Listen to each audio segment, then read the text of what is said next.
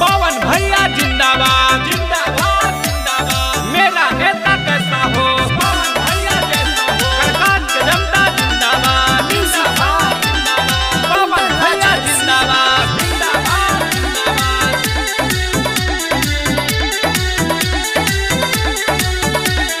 पवन भैया बनी सांसद के नेता, सब लोग दुआया जौन के देता, सब लोग दुआया जौन के देता। पवन भैया बनी सांसद के नेता, सब लोग दुआया जौन के देता। भोटिया जगई है हो कारा काट के, भोटिया जगई है हो कारा काट के। जहिया दिल्ली में जई है चुनाव जीत के, जहिया दिल्ली में जई है चुनाव जीत के, जहिया दिल्ली में जई है चुनाव जीत के, जहिया दिल्ली में जई है। पवन भैया जिंदाबाद जिंदाबाद जिंदाबाद। मेरा नेता कैसा हो, पवन भैया जैसा हो। सरकार की जनता जिंदाबाद जिंदाबाद जिंदाबाद। पवन भैया जिंदाबाद जिंदाबाद जिंदाबाद।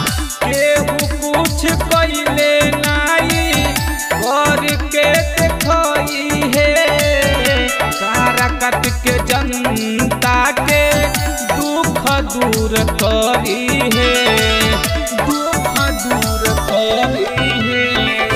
केहू कुछ कइले नाई कर के देखई है, सारा कट के जनता के दुख दूर करी है, रखी है समान संसद के सीट के, करी है समान संसद के सीट के।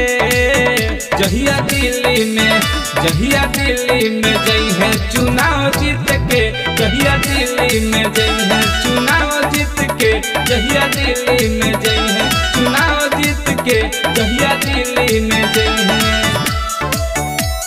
पवन भैया जिंदाबाद जिंदाबाद जिंदाबाद। मेरा नेता कैसा हो, पवन भैया जैसा हो। सरकार की जनता जिंदाबाद जिंदाबाद जिंदाबाद। पवन भैया जिंदाबाद जिंदाबाद जिंदाबाद।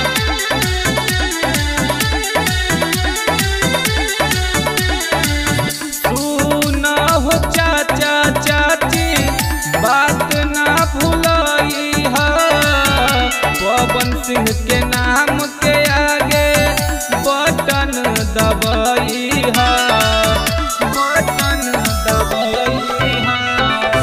सुन हो चाचा चाची बात ना भूलई है, पवन सिंह के नाम के आगे बटन दबाई है।